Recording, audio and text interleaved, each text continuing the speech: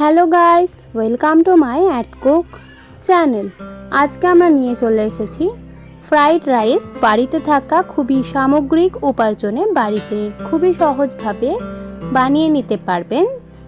Fried rice যতটা বিয়ে বাড়িতে খেতে টেস্টি হয় বা অনুষ্ঠান বাড়িতে, আজ আমি ততটাই সুন্দরভাবে বানিয়ে দেখাবো আপনাদের। আশা করি আপনারা এই রেসিপিটা দেখে অন্তত কিছু শিখতে পারবেন। চলুন শুরু করে নেওয়া যাক ফ্রাইড রাইস বানানো। সর্বপ্রথম এখানে আমি একটা প্যানের মধ্যে অনেকটা জল নিয়ে নিচ্ছি রাইসটাকে ফুটিয়ে নেওয়ার জন্য। জলের মধ্যে এবার দিয়ে দিচ্ছি স্বাদ পরিমাণে নুন। নুনটা দিয়ে একটু জলটাকে মিক্স করে নেব। জলটা এবার ফুটতে দিয়ে দেব ঢাকা দিয়ে। 50% জলটা ফুটে আসলেই এখানে আমি ফ্রেশভাবে বাসমতি চালটাকে 30 মিনিট ভিজিয়ে রেখেছিলাম ধুয়ে নিয়ে। তারপর এই ফুটন্ত জলের মধ্যে আমি রাইসটাকে দিয়ে জাস্ট ফের একবার রাইসটার জলটা ফুটে উঠবে সেই পর্যন্ত অপেক্ষা করব।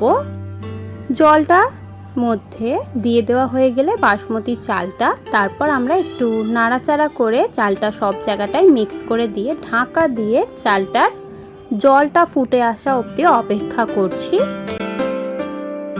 দেখুন ঢাকাটা খুললাম প্রায় 10 মিনিট পর কিন্তু জলটা খুবই ফুটে উঠবে। ফুটে ওঠার পর কিন্তু চালটা যেহেতু আগে থেকে ভিজিয়ে রাখা ছিল, চালটাও কিন্তু সঙ্গে সঙ্গে হয়ে যাবে যদি সেটা বাসমতি চাল হয়। এবার আমি চালটাকে জল ছেড়ে তুলে নেব যে কোনো একটা পাত্রের মধ্যে, যাতে চালের সমস্ত জলগুলো বেরিয়ে যায়। দেখুন এখানে আমি স্টেনারের মধ্যে চালটাকে রেখে দিয়েছি এবং ঝরঝরে ভাবে এখানে জলটা কিন্তু ঝরে যাবে। এবং সেই প্যানের মধ্যেই জলটা ফেলে দিয়ে নিয়ে নিলাম এখানে সাদা তেল, প্রায় 3 টেবিল চামচ। সাদা তেলটা কড়াইয়ের চারিদিকটা লাগিয়ে দিয়ে দিচ্ছি এখানে গরম মশলা, দিয়ে দিচ্ছি একটা তেজপাতা, লবঙ্গ, দারচিনি এবং এলাচ। এই 4টি গরম মশলা এখানে ভালোভাবে ফোড়ন দিয়ে নেব তেলের মধ্যে। একটা খুবই সুগন্ধ বেরিয়ে আসলে তারপর এর মধ্যে আমরা দিয়ে দেব কয়েকটি ভেজিটেবিল।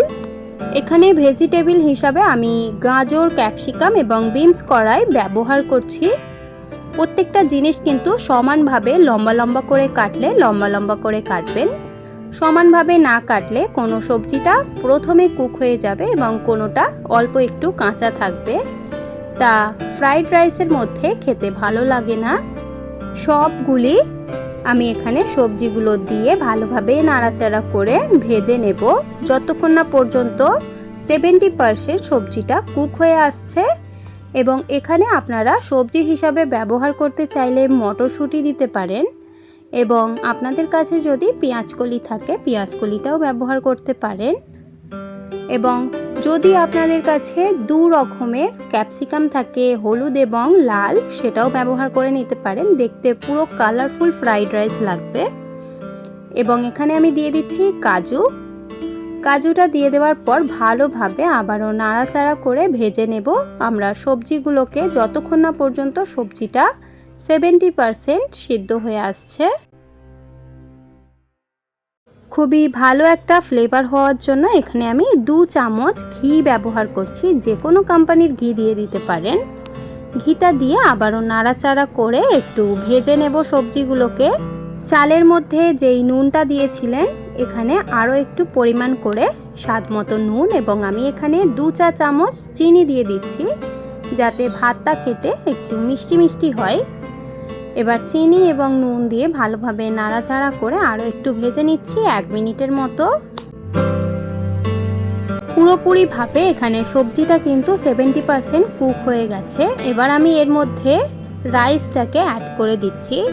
রাইসটা দিয়ে দেওয়ার পর 5 মিনিট ভালোভাবে লো ফ্লেমে নাড়াচাড়া করে ভেজে নিলেই রেডি হয়ে যাবে আমাদের ফ্রাইড রাইস।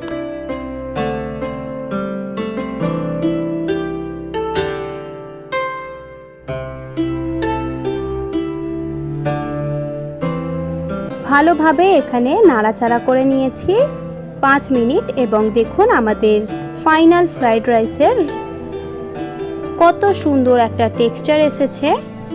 বাড়িতে যদি এভাবে খুবই সহজভাবে বানিয়ে নিতে চান তাহলে এই রেসিপিটা ফলো করে অবশ্যই বানিয়ে নেবেন।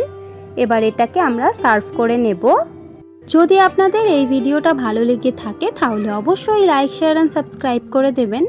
যদি আমার চ্যানেলে আপনি নতুন হয়ে থাকেন অবশ্যই চ্যানেলটিকে সাবস্ক্রাইব করে আমার পাশে থাকবেন। দেখা হবে নেক্সট ভিডিওতে। আজকের এই ভিডিওটা দেখার জন্য অনেক অনেক ধন্যবাদ।